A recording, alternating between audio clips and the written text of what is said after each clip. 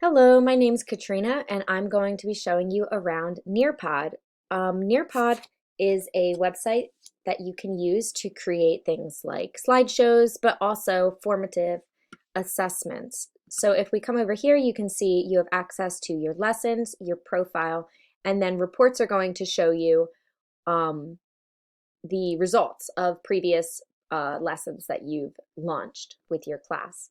Everything with a shield on it is only accessible if you have the paid membership, but I have access to these free ones.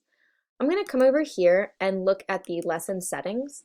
So here you can toggle on and off, autofill student names, enable student notes, enable immersive reader, which is great if you have perhaps students with dyslexia or other learning disabilities. It will read to them. So when you're reviewing it, here's your default to see the student view, and here are some other things that you can toggle. So let's go back over here, and we are going to create a new lesson so I can show you around.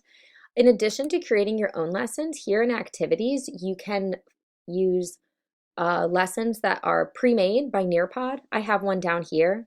Art, shapes, climb to the top. So this is like a game that they can play. And you can select for them to play live participation where they all play at the same time.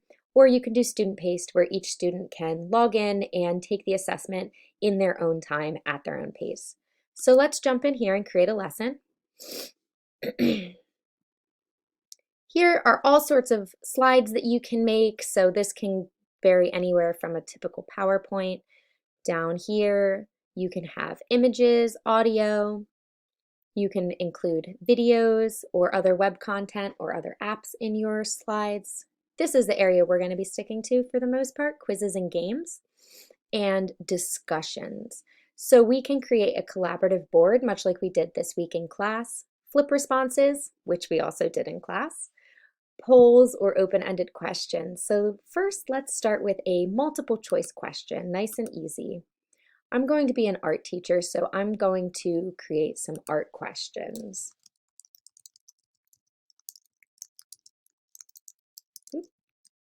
Which is a primary color, and you can create as many answers as you want. I'm just going to stick with these two, and then just click whichever one is correct. You're going to click Save, and then you can add more content where it will take you back to this pop-up screen. Let's create a draw it. Since I'm going to be an art teacher, this could be fun. So I could say something like draw a clown, but let's make it nice and easy. Draw a triangle. And you can include images, audio, and other media by clicking here. I'm just going to leave this open-ended for the sake of time. And let's try one more activity. I'm going to take a poll.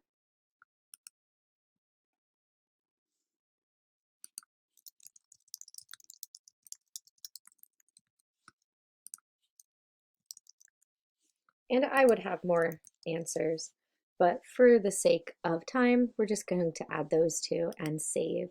So after you have them, let's say your whole thing is done here and you want to preview it to see what your students are going to see, you can come down here and click preview. And this is the student view when you're giving the assessment.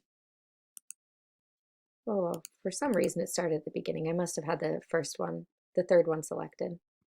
So here's the beginning, which is a primary color. We're going to select red. Draw a triangle. So the students can come in here with these different options, picking their colors and drawing a triangle with their mouse. And we answered this one. Let's see. Great. So then we're going to exit out of this. So Nearpod would be great for any classroom. You can give tests, you can see where students are at. Some of the limitations of this app are that if you have students who are absent and you're doing a in-class assessment that day, perhaps that student, you won't get any feedback on them. But I think altogether, there's more advantages than disadvantages, and Nearpod is a really easy to use program to create assessments. Thank you for watching and listening.